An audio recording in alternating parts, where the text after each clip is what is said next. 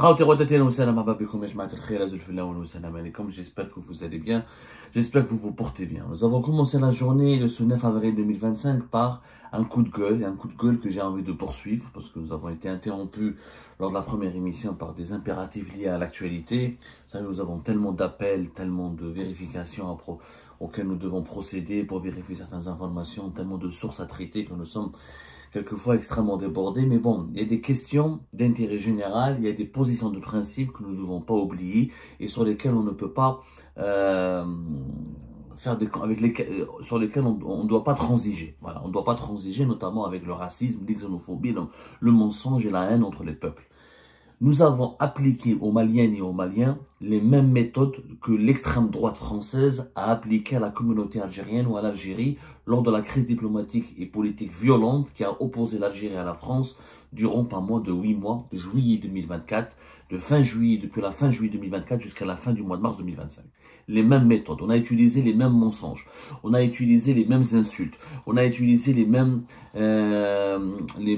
schémas de pensée racistes. Nous avons utilisé les mêmes représentations racistes et xénophobes pour s'attaquer aux Maliennes et aux Maliens dans le cadre de cette crise diplomatique et politique qui oppose aujourd'hui vigoureusement le Mali à l'Algérie depuis le 1er avril dernier, date à laquelle l'armée algérienne a abattu un drone malien qui devait neutraliser, selon les autorités maliennes, des chefs terroristes en réunion sur le sol malien.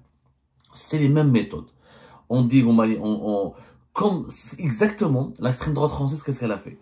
Elle a utilisé l'argument de l'aide au développement et de l'argent que la France donne à l'Algérie. Nous avons fait la même chose avec le Mali, les Maliennes et les Maliens, et les autres. Nous, le problème, c'est qu'on mélange entre le Malien et le Mali, l'ensemble de l'Afrique subsaharienne. On a mis tous les Africains, tous les ressortissants de l'Afrique subsaharienne dans le même sac.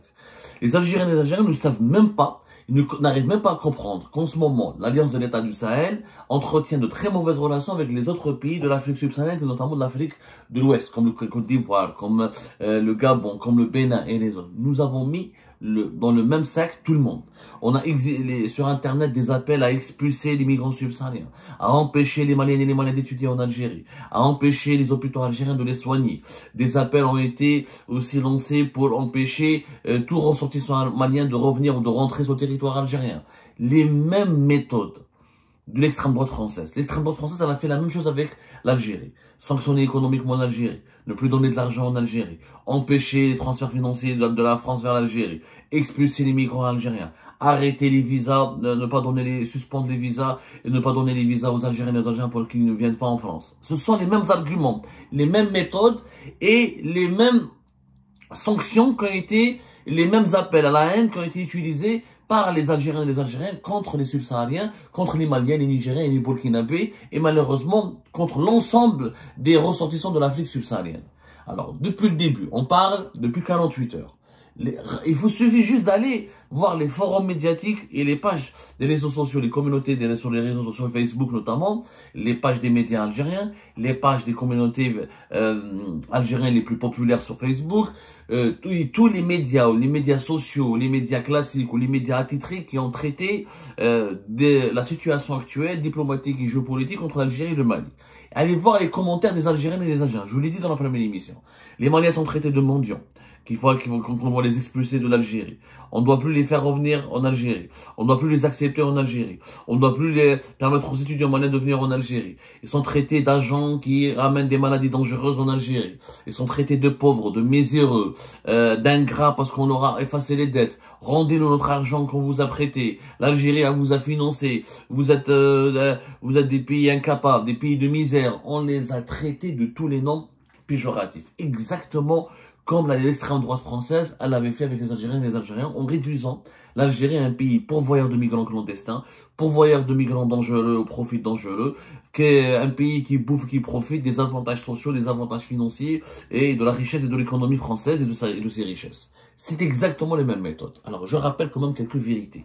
J'ai commencé à le faire durant la première émission.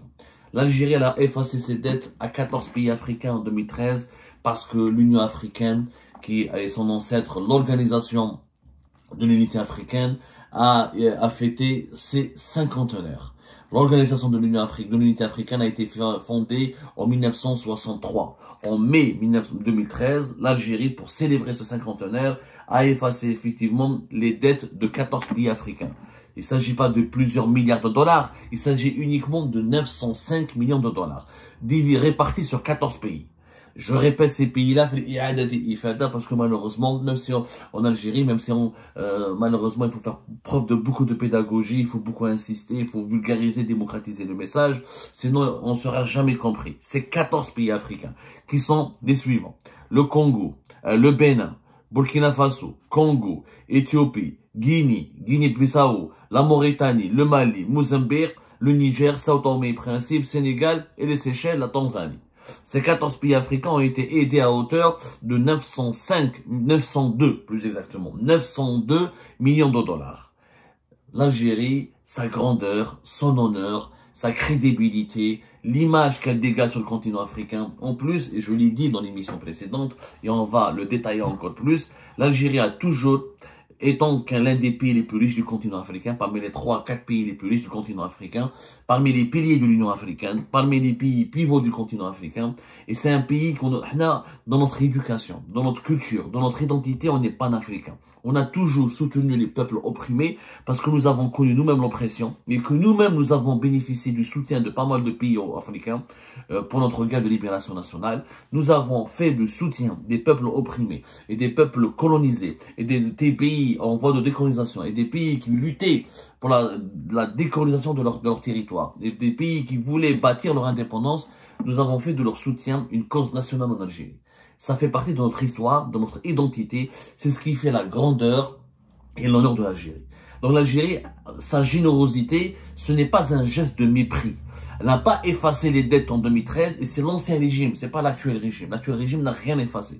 C'est l'ancien régime à l'époque de Bouteflika qui a effacé ses dettes et qui a voulu faire à travers ce geste marquer l'ancrage africain de l'Algérie. Et ce geste n'a pas été un geste de mépris, ni pour humilier ces pays africains. Au contraire, pour accentuer la fraternité qui nous unit à ces pays africains. Parce que le développement de ces pays africains peut assurer notre développement. La sécurité de ces pays africains, notamment de nos voisins directs comme le Niger et le Mali, et indirects comme le Burkina Faso, le Tchad, etc., assure aussi leur sécurité, peut renforcer notre sécurité. Nous avons un destin lié, nous avons une géographie liée, commune, nous avons une histoire commune et des intérêts économiques et politiques communs. Je répète, je rappelle à ce sujet que l'Algérie a aussi été endettée. Quand on insulte les pays africains, oh, vous avez des dettes, vous étiez endettés, vous êtes pauvres. Nous aussi, on a à un moment donné dans notre histoire, on était endettés. Les Algériens, ils ont la mémoire courte. Ils pratiquent avec encore une fois, ils pratiquent avec les Africains, nos frères et nos sœurs de l'Afrique subsaharienne, les mêmes méthodes que l'extrême droite française. Est-ce que l'Algérie, elle a oublié qu'on était à la sortie de la décennie noire? En 1999, on avait 30 milliards de dollars de dettes. 30,4 milliards de dollars en 1998. 30,4 milliards de dettes, 30,4 milliards de dollars de dettes en 1998. On était obligé de s'endetter auprès de plusieurs pays, notamment des pays européens. S'ils nous avaient pas donné de l'argent, ces pays européens, on n'aurait même pas pu tenir on n'aurait même pas lutté contre le terrorisme qui a ravagé, le terrorisme islamiste radical qui a ravagé notre pays durant la décennie noire, ni on aurait pu faire nourrir notre population, ni assurer le fonctionnement de notre pays durant cette décennie lugubre et triste. Pendant 10 ans, de 1991 jusqu'à 1990, l'endettement de l'Algérie a commencé bien avant, pratiquement juste après les événements d'octobre 88, on était dans une situation financière catastrophique. Catastrophique. Moi, j'ai parlé à des ministres à l'époque. J'ai parlé à plusieurs personnalités algériennes qui ont occupé des fonctions importantes à l'époque. Je vous assure que les ministres algériens à l'époque, durant la décennie noire, ils n'avaient même pas droit à des repas. L'État algérien n'avait même pas de quoi payer des repas à ses ministres. Ils mangeaient des sandwichs. Il fallait économiser le moindre denier de l'argent public pour permettre au pays de lutter contre le terrorisme en achetant des armes, en finançant l'armée nationale et populaire et pour garantir la disponibilité des produits de base et les services publics de base pour financer les services publics de base à la population. Parlons, les années 90. On a été endetté à 30,4 milliards de dollars. C'est qu'après l'époque de Bouteflika, qu'à partir de l'époque de Bouteflika, on a commencé à rembourser. Et c'est à partir du premier mandat de Bouteflika. On a commencé à rembourser exactement à partir de 2004, où la dette algérienne a commencé à baisser significativement. En 2004, on avait commencé à rembourser. La dette algérienne, elle était de 21-22 milliards de dollars. Elle était de 21,4 milliards de dollars à fin 2004. Elle a commencé à tomber par la suite et on a commencé jusqu'à 2006 à rembourser énormément de dettes. Et on avait négocié. On avait négocié avec beaucoup de pays. On a négocié par exemple avec la Russie avec laquelle elle ne devait la dette. On a conclu un accord d'effacement de la dette avec la Russie. La Russie, elle nous avait financé à hauteur de 4,7 milliards de dollars et on avait demandé à la Russie d'effacer cette dette. Et en échange, l'Algérie, elle avait acheté des équipements militaires russes dans des avions de chasse. À l'époque, c'était en 2006, 2005, 2006. On peut aller dans les archives et se rappeler. Ensuite, on a commencé à payer. On a commencé à chaque année, on payait entre 1, 2, jusqu'à 3 milliards de dollars avec les membres, les fameux clubs, le club de Paris, qui est le club des pays créanciers, les clubs des pays riches, qui avaient l'habitude, qui avaient la possibilité, qui consentaient à des crédits, à des lignes de financement au profit des pays pauvres et des pays en difficulté. Nous étions un pays pauvre, un pays en grave difficulté.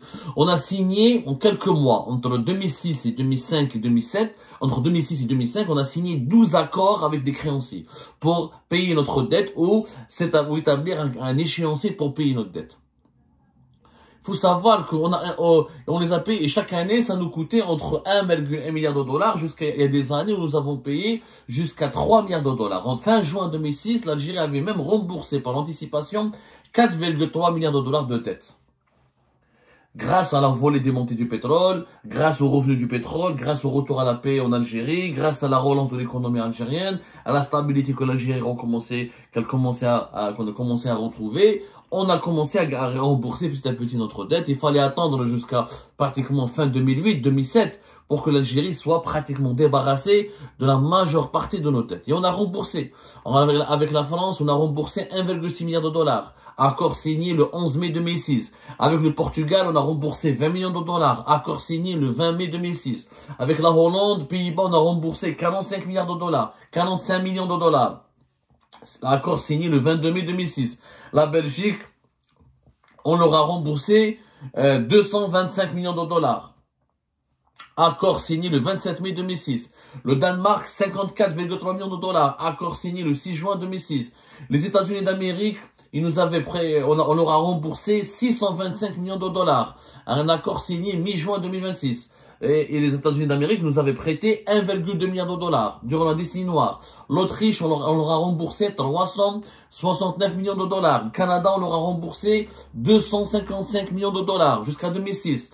La Grande-Bretagne, on leur a remboursé 202 millions de dollars. Et on avait négocié d'autres accords avec le Japon et avec la Russie et la Suisse, surtout le Japon. On a eu énormément de négociations. Et ça n'a pas été facile pour nous.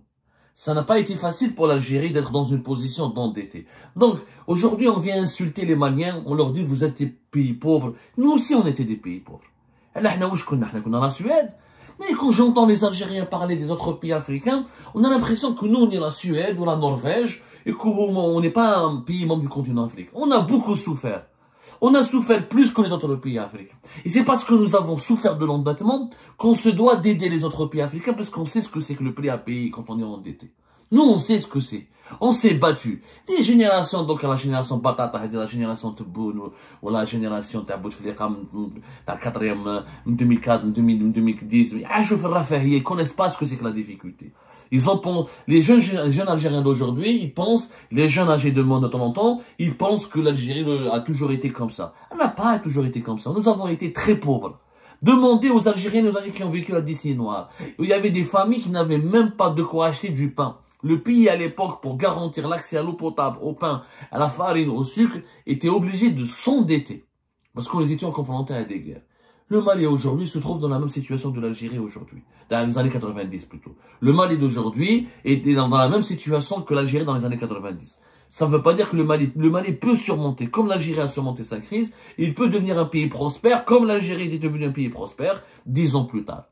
Pourquoi narguer et insulter les Maliens et les autres pays subsahariens d'être pauvres alors que nous avons nous-mêmes été un grand pays pauvre? Les années 90, nous avons été très pauvres. Très pauvres, les jamaat. La dette publique extérieure, représentait jusqu'à 99% de notre PIB. La dette publique interne et extérieure, elle était jusqu'à 57% de notre PIB en 2001, 40% en 2003. Il fallait attendre fin 2006 pour que l'Algérie a commencé à respirer. 6 ans après la fin de la décennie noire. Donc on ne vient pas donner des leçons de richesse à ces pays africains qui se battent comme nous on s'est battus. C'est immoral, c'est mensonger. Et c'est exactement ce que l'extrême droite française a fait avec nous.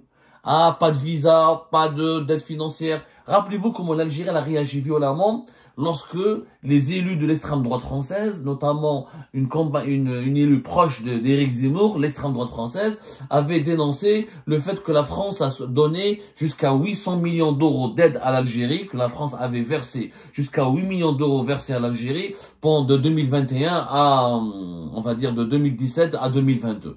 Il y avait une énorme polémique. Les Algériens ont été blessés. Comment les Français peuvent dire qu'ils nous donnent de l'argent, 800 millions? L'APS avait même réagi. L'APS, l'organe attitré médiatique, l'organe médiatique officiel de l'État algérien. Il avait réagi le 14 janvier 2025 pour dire de quelle aide de développement parle-t-on. Il a même parlé, il a même dénoncé l'APS, hein, l'organe médiatique attitré officiel de l'État algérien, avait dénoncé une partie xénophobe, chauviniste et raciste de la France, qui appelle haut et fort à des mesures punitives contre l'Algérie. L'extrême droite française, ainsi que ceux qui se sont appropriés ces idées au sein du gouvernement français, rivalisent d'ingéniosité dans la proposition de sanctions de nature selon eux à amener l'Algérie à récipicence. Dans une sorte de concours d'épines à la meilleure sanction, proposerait la mesure la plus rude, la plus dure, la plus dissuasive, la plus spectaculaire contre notre pays. Parmi toutes ces mesures proposées, celle se rapportant à une prétendue aide au développement est incontestablement celle qui retient l'attention et mérite légitimement un traitement à part. Donc, l'APS avait réagi en janvier 2025 très violemment. Le gouvernement algérien avait donné des précisions disant que c'est pas vrai, cette aide au développement, cet argent qui est versé à l'Algérie, il profite aux intérêts français, c'est pour permettre aux universités françaises de donner des bourses aux étudiants algériens, c'est pour quelques associations, ça ne représente pas beaucoup d'argent et nous avons été blessés. Les Algériennes et les Algériens ont été légitimement blessés quand l'extrême droite française, quand des partis politiques français nous ont traités avec beaucoup de mépris, nous ont dit on ne devrait plus donner à ces Algériens, on n'aurait plus donné à ces mendiants algériens, à ces misérables Algériens de l'argent, on ne devrait plus financer leur développement. Ça nous a beaucoup blessés. Alors pourquoi on fait la même chose? Et pourtant l'Algérie a continué, malgré sa richesse, malgré son pétrole, malgré son gaz, elle a continué à prendre de l'argent de la part de la France. D'ailleurs l'ambassade de France, elle avait révélé le 2 février 2025 les détails et les chiffres précis de l'aide au développement française en Algérie. La France donne 121 millions d'euros de bourses à destination des étudiants algériens qui veulent aller étudier, s'installer en France. S'installer parce que la majorité de nos étudiants ne reviennent pas. Ou ils changent de statut, ils deviennent des commerçants, ou ils trouvent des contrats et restent sur place. Aucune enquête sérieuse n'a été faite là-dessus, mais un constat empirique peut confirmer que la majorité des étudiants algériens ne reviennent pas. Et j'aimerais bien qu'il y ait des études de la part du côté français et du côté algérien pour affirmer ce constat. 8,5 millions d'euros ont été donnés par le ministère français des Affaires étrangères pour des bourses scientifiques et d'autres programmes de coopération au service de l'action culturelle de l'ambassade de France, de l'Institut français d'Algérie. Ça, c'est pas les universités. Ça, c'est des bourses pour des cadres d'État, pour des responsables d'État, pour des responsables du gouvernement algérien ou pour des fonctionnaires algériens, pour que dans le cadre d'une coopération culturelle ou scientifique avec la France. 1,5 million d'euros ont été donnés pour accompagner des projets de développement économique en Algérie et 280 000 euros ont été donnés à des villes, à des mairies algériennes ou par le ministère de l'Intérieur français pour permettre à des Algériens qui vivaient en France de rentrer chez eux et de revenir dans leur pays pour vivre dans leur pays. Ça fait 132 millions d'euros qu'en 2022, la France a dépensé sur l'Algérie dans différentes actions caritatives. Parce que donner de l'argent aux Algériens pour qu'ils rentrent chez eux, c'est caritatif. Aider des communes, aider des associations algériennes, c'est caritatif. Ou pour des actions de développement et des actions de coopération bilatérale. Est-ce que là, on reproche aux Maliens, on demande à notre gouvernement de ne plus donner de l'argent aux Maliens, aux Nigériens, aux Burkinabés, alors que nous-mêmes, on continue de prendre de l'argent chez les Français.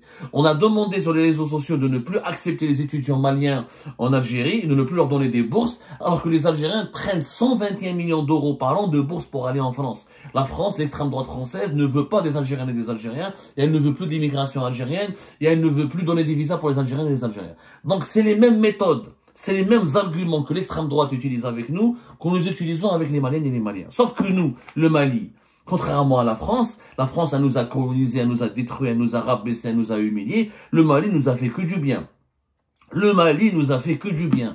Le Mali, il faut rappeler que dès son accès, et c'est pas moi qui le dis, tout à l'heure, je n'ai pas eu le temps de le développer, tout s'est fait. L'Algérie, le Mali, pardonnez-moi, dès qu'il a accédé à l'indépendance, en 1960, il a donné accès total à son territoire aux Moudjahidines du Front de Libération Nationale pour qu'ils puissent organiser des circuits logistiques, des circuits d'acheminement des armes et organiser des actions armées depuis le territoire malien pour libérer le territoire algérien qui était sous le joug de la colonisation française.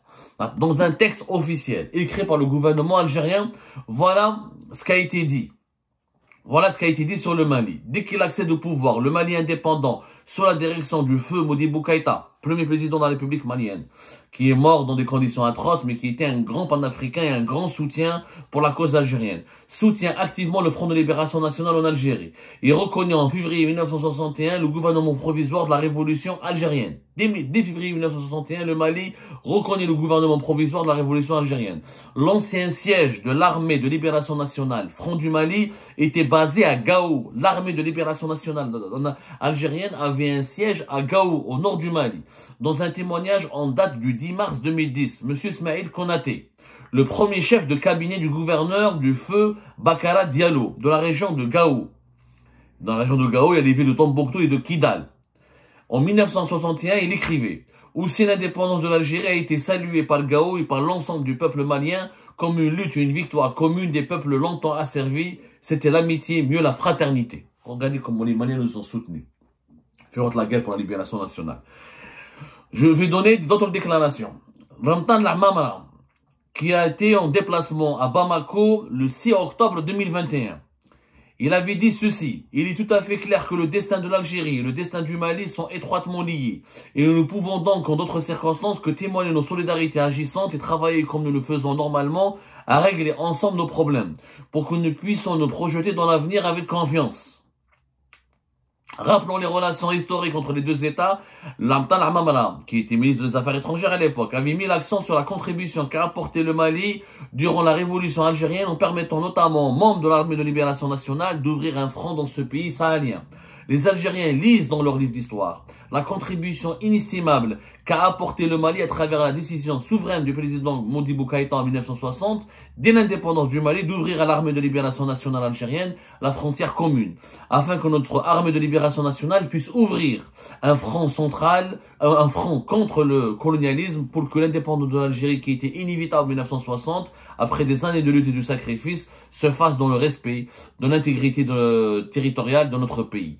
C'est Lamtan Lamamala qui le dit lui-même. Lui-même, et qui a témoigné sa solidarité. Ça, c'est des faits historiques. Personne ne peut les nier.